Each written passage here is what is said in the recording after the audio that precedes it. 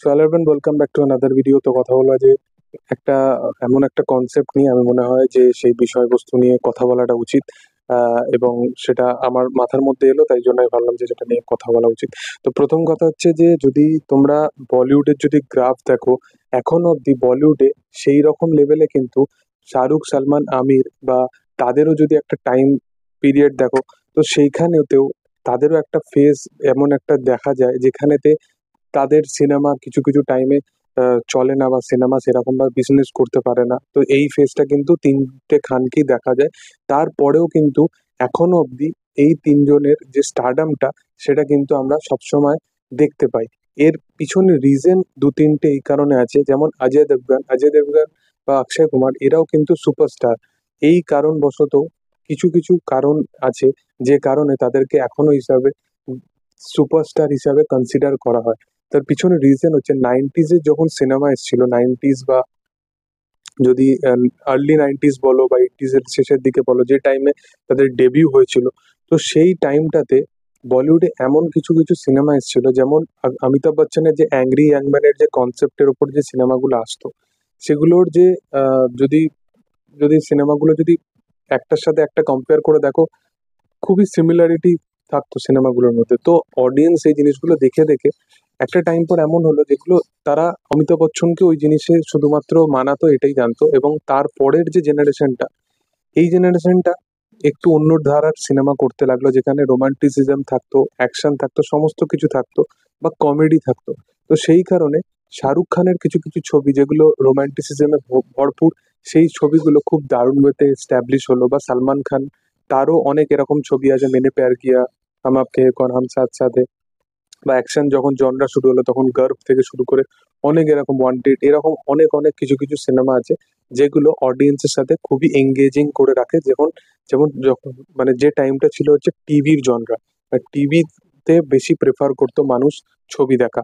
Even অক্ষয় এবং অজয়ের ক্ষেত্রেও same, যারা অ্যাকশনটাকে নিয়ে এসেছিল এবং তাদের অ্যাকশনটাকে কিন্তু অডিয়েন্স খুব দেখতো। এবং সেই টাইমে নাইনটিজের টাইমে কিন্তু প্রত্যেকটা যে অ্যাক্টর তৈরি হয়েছিল, তারা কিন্তু যখন এখনো সিনেমাগুলো আনে, তো তাদের সাথে যে কানেক্টিভিটিটা, সেটা কিন্তু এখনো অডিয়েন্সের রয়ে গেছে, কারণ সেই সিনেমাগুলো রিপিটিটিভ ওয়েতে টিভি কিন্তু এখনো সেইভাবেই কিন্তু চালায়।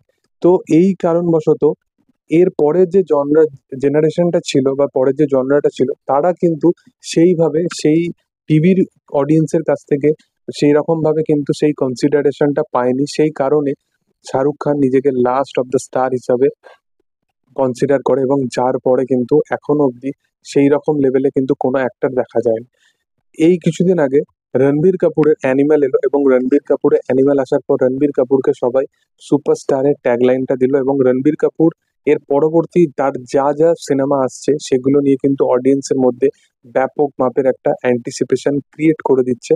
কিন্তু অন্যান্য যারা অভিনেতা আছে, তাদের ক্ষেত্রে এই জিনিসটা কিন্তু হচ্ছে না। এর পিছনে রিজন এটা, রণবীর কাপুরের যদি এন্টায়ার যদি জার্নি দেখো, সেখানে সে কিন্তু যেরকম যেরকম সিনেমা বানিয়েছে, সেই সিনেমাগুলো বানানোর দরুনে তার একটা খুব দারুণ লেভেলে একটা প্রবলেম মানে তাকে ফেস করতে হয়নি। সেই সিনেমাগুলো সেই টাইমে কিছু কম পিরিয়ডের জন্য কিন্তু চলেনি, কিন্তু তারপরেও রণবীর কাপুরের আহ, এখনো যদি যে যে সিনেমাগুলো চলেনি, সেই সিনেমাগুলো অ্যাটলিস্ট সে ভালো সিনেমা বানিয়েছে, নিজের তরফ থেকে ভালো অভিনয় করেছে। তো সেই কারণবশত অডিয়েন্সের সাথে তার যে কানেকশনটা, সেটা কিন্তু কোথাও গিয়ে রয়ে গেছে। অডিয়েন্স যখন পরে সেই সিনেমাগুলো দেখেছে, সেগুলো কিন্তু অডিয়েন্সকে দারুণ লেভেলে ইমপ্রেসিভ করেছে। যেটা যদি তামাশা দেখো, রকস্টার দেখো, এই সব সিনেমাগুলো কিন্তু অ্যাকচুয়ালি কিন্তু চলেনি। বা রকেট সিং দেখো, এগুলো কিন্তু চলেনি, কিন্তু তারপরেও এখন কিন্তু অডিয়েন্স কিন্তু যখন সিনেমার যখন গ্রাফ চেঞ্জ হয়ে গেছে, যে সিনেমার যখন টেস্ট চেঞ্জ হয়ে গেছে, তখন কিন্তু মানুষ বুঝতে পারছে যে এই সিনেমাগুলো অ্যাকচুয়ালি মাস্টারপিস ছিল, যে টাইমে অডিয়েন্স সেগুলোকে পছন্দ করতো না, কারণ সেই জনরায় সেই সিনেমাগুলো চলতো না। এবার যদি কথা বলি, এইরকমই কিছু কাজ করতে আমরা যে নেক্সট যদি কাউকে দেখতে পাই, সেটা হচ্ছে ভিকি কৌশলকে। ভিকি কৌশল হতে পারে নেক্সট সুপারস্টার। এর পিছনে কিছু রিজন আছে, এটা হচ্ছে এটা, ভিকি কৌশলের স্টার্ট হয়েছিল মাসান, যেখানে সে লিডিং রোলে প্রথম তাকে দেখা যায়। আর মেবি রামান রাঘব, যেটা অনুরাগ কাশ্যপ বানিয়েছিল, সেই কাজটাতে প্রথম তার বোধহয় ডেবিউ কাজ ছিল রামান রাঘব। এবং বিকি কৌশল সঞ্জুতে খুব বিশেষভাবে কনসিডার হয়। তারপর আপকামিং তার যতগুলো ছবি আসতে থাকে সেই ছবিগুলোর সাথে সাথে সে অডিয়েন্সের সাথে কানেক্টিভিটি বাড়াতে থাকে। উড়ি ছবিটা যেটা বিকি কৌশলের মানে কেরিয়ারের খুব মানে বলতে পারো এমন একটা ছবি যেখানে তার কেরিয়ারের পিকটা হয়ে যায় এবং সবাই কনসিডার করে যে বিকি নামে কেউ একজন স্টার এসছে। তো এই কারণ ওয়াইজ বিকি কৌশল খুব অডিয়েন্সের সাথে কানেক্ট করতে পারে। এর পিছনে রিজন হচ্ছে এটা, বিকি কৌশল এন্টায়ার কেরিয়ারে এখনো অব্দি যতগুলো সিনেমা করেছে তার যে সিনেমার যে চয়েস অফ স্ক্রিপ্টিংটা সেটা কিন্তু দুর্দান্ত। সেই কারণ ওয়াইজ তার সিনেমাগুলো সেই কারণে সেই টাইমে হয়তো না চললেও পরবর্তী টাইমে যখন ওটিটিতে বা পরবর্তী টাইমে যখন অডিয়েন্স টিভিতেও দেখেছে তখন কিন্তু সেগুলোকে দারুণভাবে কনসিডার করেছে। যেমন মাসান এই ছবিটার ক্ষেত্রে বলতে পারো, বা এরকম অনেক ছবি আছে যেখানে বিকি কৌশলের এই ছবিগুলোকে দারুণভাবে অডিয়েন্স সরাহনা জানিয়েছে। এর পিছনে রিজন হচ্ছে একটাই, যে সে অডিয়েন্সের যে ধীরে ধীরে যে টেস্টের যখনই চেঞ্জেস আসে তখন কিন্তু সে তার প্রত্যেকটা জনরার ছবি করে সে নিজেকে সেই গ্রাফের মধ্যে রাখার চেষ্টা করছে, যেটা রণবীর কাপুর একটা টাইমে করেছিল। তো সেই কারণ ওয়াইজ বিকি খুবই সেই পথেই যাচ্ছে যেই পথেতে রণবীর কাপুর হেঁটেছে। ইভেন বিকি কৌশলের এমন একটা যদি কেরিয়ার গ্রাফ দেখো, সে সর্দার উদ্যম করলো, সে কোথাও গিয়ে শ্যাম বাহাদুর করলো, এখন সে ছাবা করছে। তো এখানে কি তার যে আলাদা আলাদা যে অভিনয়ের যে ভার্সেটাইলিটিটা সেটা কোথাও গিয়ে থাকছে। আবার মিডিলে সে ডাঙ্কির মতো এমন একটা ছবি করছে যেখানে সে জানে যে এসআরকে এর মতো একজন স্টার যাকে দেখতে সবাই আসবে। ইভেন রাজকুমার হিরানি এই ছবির পরিচালক, এবং এত ভালো একটা কাস্টিং এর সাথে আমি কাজ করার সুযোগ ছাড়বো না।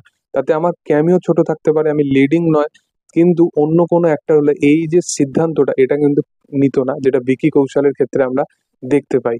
এর সাথে সাথে বিকি কৌশলের আরো কিছু জিনিস আমরা দেখতে পাই, যেখানে কমেডি জনরা, যে কমেডি জনরাটা অনেকে ভাবে যে আমরা সাটেল টাইপের অ্যাক্টিং করব, আমরা এইরকম কাইন্ড অফ এক কাজ করব না, যেটা অনেকে ভাবে যে আমরা সিরিয়াসই সাবজেক্টের ওপর কাজ করব। কিন্তু বিকি কৌশল নিজেকে ওই সিরিয়াস যে একটা ইমেজ নিয়ে সে এসেছিল, এবং সে যে তবা তবা গানেতে অডিয়েন্সের মন জয় করতে পারে, এটা কিন্তু ধীরে ধীরে কিন্তু অডিয়েন্স কনসিডার হয়ে গেছে। সেই কারণে বিকি কৌশলের কিন্তু প্রত্যেকটা জনরা বা প্রত্যেকটা ভার্সেটাইল অডিয়েন্সই কিন্তু তার কিন্তু বিশেষভাবে ফ্যান।